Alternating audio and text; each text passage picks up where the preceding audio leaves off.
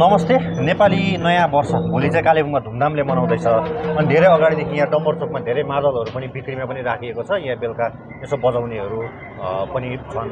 अनि यस्तैमा चाहिँ भोलिको तयारी धुमधामले भइरहेको बेलामा अहिले मैले भेटेको छु मादलका एकजना कारिगर साङवीर तामाङ कफेरबाट हुनुहुन्छ। तपाईले आज यो यहाँबाट बनाएको मादलहरू लिएर आउनु भएको छ हैन? हजुर हजुर। कहिलेदेखि मादल बनाउन थाल्नु? यो मैले मादल बनाउन सुरु गरेको त मैले अहिले 2-2.5 वर्ष मात्रै भयो।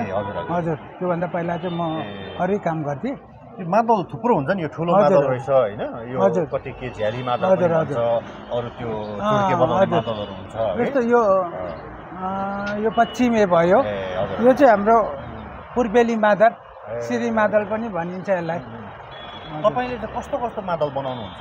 मैले यो जस्तो यो पूर्वेली मादल पनि बनाएँ। अनि यो पूर्वेली मादलको यो मिडियम साइजको यो पनि बनाएँ। त्यहाँदेखि यस्तो यो पश्चिमे पनि बनाएँ। पश्चिमे त धेरै बिक्री पनि भइसक्यो। मादल बनाउँदा यो राम्रो काठ खानु पर्यो होला, यो छालाहरूको। हजुर हजुर। यो कसरी गर्नुहुन्छ?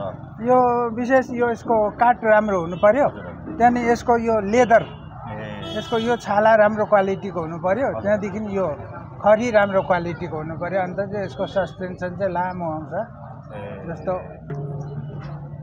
लामो बजिरहन्छ। गजबले बज्दो रहेछ। हजुर हजुर।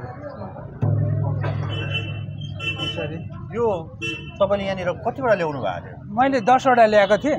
अहिले त 1 2 3 4 5 वटा मात्रै भयो। हजुर। तपाईको कम्ती दाम कति, बेसी कतिसम्मको छ? कम्ती चाहिँ मेरो 3000 सम्मको, त्यहाँदेखि मुनि गर्नु सकिएन किनभने यो साउन्ड क्वालिटी दिन कारणले, अनि काठको क्वालिटी पनि दिँदा त्यहाँबाट माथि चाहिँ अहिले 18,500 सम्म। यो चाहिँ 18,500 पुग्छ। हजुर हजुर हजुर। तपाईलाई अहिलेसम्म यस्तो मादल बनाए भन्ने लागेको छ? कुनै मादल हुन्छ नि, अब मैले यस्तो बनाउन सकेँ, एउटा गर्व गर्ने खालको कस्तो मादल? अहिलेसम्म गर्व त गर्वै लाग्दैछ, र पनि अझै यो मादलहरूले मेरो दिल चाहिँ अझै छुएको छैन। अझै यसको क्वालिटी बढाउनु पर्ने रहेछ भन्ने छ।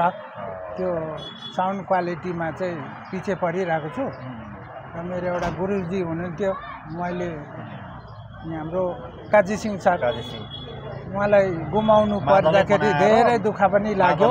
मादलै बनाएर मादलै बजाएर धुनहरू गरेर उहाँले पद्मश्रीसम्म पाउनु भयो। हजुर हजुर। भोलिको कार्यक्रम पनि उहाँलाई समर्पित छ। हजुर हजुर। यो मादलहरू अब पहिला त धेरै बजाउँथ्यो, हाम्रो संस्कृतिसित जोडिएको कुरा। हजुर हजुर। अहिले त अब धेरै कम हुन थाल्यो, धेरै कम भयो। हजुर। फेरि तपाईँ चाहिँ किन यो बनाउन थाल्नु भएको?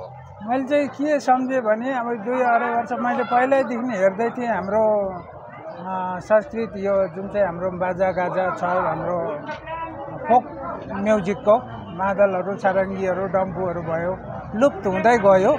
त्यसै कारणले अलिक दिन त मैले जगडा गर्नु सक्छु होला भनेर चाहिँ यो बनाउनु सुरु गर्दै गरेको नि। यो बनाउँदाखेरि सबभन्दा साह्रो काम भनेको तपाईँलाई के लाग्छ? सबसे साह्रो त यो खरी लाउनै हो। हजुर। यो बडीहरू तरास्नु त अब त्यो कल्पनाको माथि छ। जस्तो यो मादल छ नि, एउटा बनाउनु तपाईँलाई कति समय लाग्छ? एउटा मादल तयारी हुनुमा अब सुकाउँदा ओर्दाखेरि मोटामोटी एउटा मादल सक्नु महिना दिन पक्रिनुहोस् न, महिना दिन त लागिहाल्छ। जस्तो यो सरसामानहरू, छालाहरू, त्योहरू चिजबिजहरू कसरी ल्याउनुहुन्छ? मैले यो हजुर, यो छालाहरू त सबै सिलिगुडीबाट। हजुर। अहिले यहाँ लोकल बाख्रा काटेको त्यो छालाहरू पाउनु छोडिहाल्यो। अनि त्यो लोकल बाख्राको हो भने त राम्रो हुने थियो, तर अब त्यो नभएर चाहिँ अब यो सिलिगुडीमा पनि क्वालिटीको हुँदो रहेछ। यो लेदरमा, यो छालामा राम्रो क्वालिटी दिँदा चाहिँ साउन्ड पनि राम्रो हुँदो रहेछ।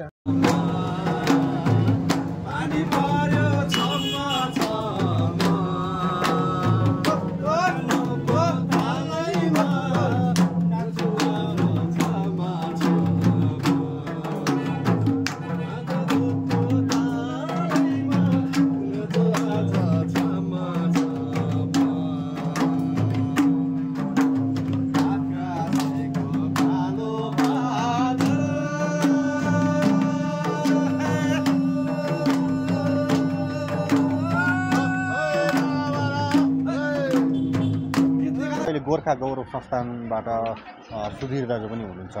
भोलिको तयारी कस्तो छ, भोलि के हुनेवाला छ? हजुर, भोलिको तयारी भन्नाले चाहिँ अहिले युद्ध स्तरमा तयारी भइरहेको छ।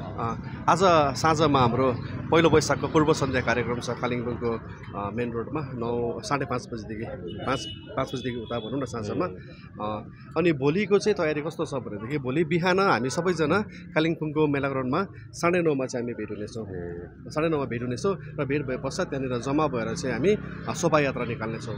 शोभायात्रा हाम्रो कालिम्पोङ मेला ग्राउन्ड जुन चाहिँ नेहरू मञ्च भएर थाना डाक उकालो आएर जुन चाहिँ थानाको अगाडिबाट मेन रोड हुँदै फेरि यो माथि गर्ल्स स्कुलको मुनिको बाटो कञ्चन हल हुँदै 10 माइलको फाटकबाट आरसी मिन्त्री रोड हुँदै बागधारा रोड अनि सकेर फेरि मेला ग्राउन्डमा आउनेछौँ। पहिला त्यसरी धुमधामसँग मनाउँथेन त, यो मनाउनु किन जरुरी पर्यो होला? मनाउनु जरुरी किन छ भनेदेखि अब संस्कृति बाँच्यो भनेदेखि जाति बाँच्ने हो नि त। र हामीलाई एकदम फिल भइरहेको छ कि हामी अहिले हाम्रो संस्कृति एकदमै विलुप्त हुँदै गइरहेको छ। संस्कृति विलुप्त भए जाति नै विलुप्त हुन्छ भन्ने डरले नै हो हामीले चाहिँ वास्तवमा सायद हाम्रो जाति नै रहँदैन होला। भविष्यमा सायद हाम्रो छोराछोरी नातानातिनीले सोच्ला, त्यो जवाब दिनुको लागि यो बाटो बनाएको सम्झिँदा हुन्छ।